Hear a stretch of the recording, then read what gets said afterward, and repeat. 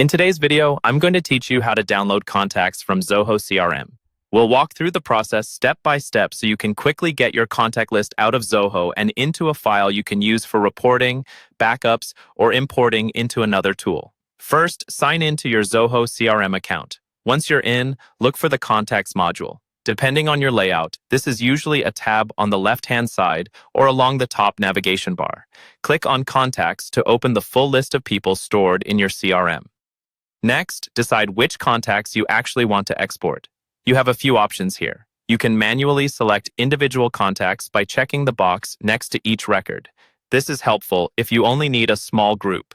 If you prefer to export a filtered set such as My Contacts or a custom view you've already created, choose that view first so only the relevant contacts appear. And if you want everything, look for the option to select all contacts in the current view.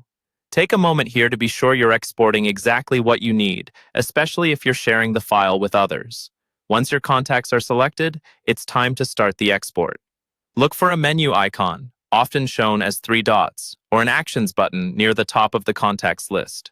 Click that, and from the drop-down menu, choose Export. This tells Zoho CRM that you want to create a file containing the contacts you've selected. You'll now be asked to choose the format for your export file. The most common and versatile option is CSV, which works well with spreadsheets and many other systems. You may also see XLS or similar spreadsheet formats.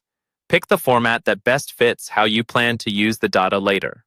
For example, CSV is ideal if you're importing into another CRM or a marketing platform.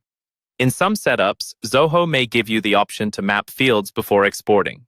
This step lets you control how the CRM fields line up with the columns in your file. If you see this option and your data needs to match another system's format, review the field names carefully and adjust the mapping so everything lines up correctly.